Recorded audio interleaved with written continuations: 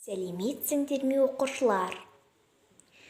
Бүгін біз жаратылыстану сабағы 10-шы параграф жердегі тіршіліктің пайда болуы туралы гипотезалар. Үйренесіңдер, білесіңдер, көресіңдер. Үйренесіңдер, тіршіліктің пайда болуы туралы гипотезаларды салыстыру. Тіршіліктің пайда болуы туралы гипотезаларды салыстыру.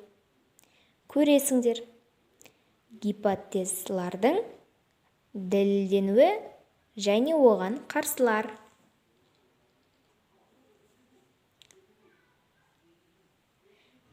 Өмір, тіршілік, жизнь, life, эволюция, гипотеза, гипотеза, абиогенез, биогенез, жердегі тіршіліктің пайда болуы туралы теория. Сабағымызды бастаймыз. Ежелгі заманнан бері адамзат жердегі тіршілік қалай және қашан пайда болды деген сұрақтарға жауап берейік. Қазіргі кезде жердегі тіршіліктің пайда болуы туралы екі қарама-қарсы көзқарас қалыптасқан: абиогенез және биогенез. Абиогенез тіршілік өлі заттардан пайда болды деген теория. Биогенез тіршілік тіріден пайда болды деген теория. Абиогенез және биогенез теориялары өзіндік жорамаларды бар. Бірнеше гипотезалардың негізінде құрылған. Креационизм, латын тілінде креатио, жаратылу, тіршілік Құдай жаратты. Тіршілік Құдайдың жаратқанын сенім, наным арқылы, міне балалар жаңа айтып өткен болатынбыз 26-шы сурет деп. 26-шы сурет осыда бейнеленген. Жердегі тіршіліктің пайда болуы туралы гипотезалар.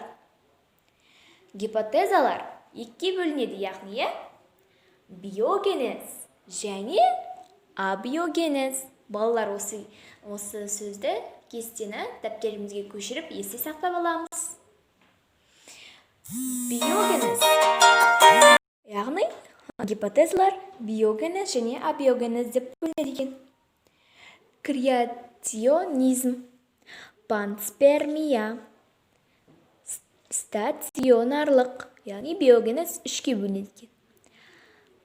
Ал абиогенез ол екіге бөлінеді екен. Өздігінен жаралу, биохимиялық эволюция. Балалар, осымен сабағымыз аяқталды. Суретте көрсетіліп тұрғандай мына кестені дәптерімізге сызып аламыз және де бос тұрған жерде толтырамыз. Стационарлық жағдай. Ғарышта органикалық қосылыстардың бар екені анықталды. Күн жүйесі бірыңғай жоспармен құрылған болса, не себепті тіршілік тек қана жерде таралған? Панспермия. Метеориттерден органикалық молекулалар табылды. Жерден басқа жақтағы тіршілік иелерімен байланысы жоқ. Биохимиялық эволюция. Органикалық заттардың органикалық емес заттардың синтезденуі мүмкін. Бос тұрған жер бар ғой, сол жерді толтырамыз. Яғни осы әңгіменің ішінен конспект деп жазып аламыз. Сау болыңыздар балалар. Үй тапсырмасына мен сұрақтар мен тапсырмалар. Бұл жерде 3 сұрақ тұр. Бірінші сұрақ: абиогенез, биогенез ұғымдарына анықтама беріңдер. Жаңа ғана біз кестесін сызып алдық. Содан қаншаға бөлінеді екен, олар не екен жазып аламыз.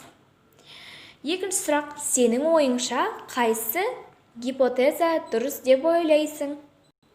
Заманауи ғылым не себепті тіршіліктің табиғи жолдармен жаратылыс қолдайды? Түсіндіріңдер. Осымен сабағымыз аяқталды, балалар. Келесі кездескенше сіздермен болған мен Есімхан Арайлым Сағатқызы. Келесі кездескенше сау болыңыздар, балалар.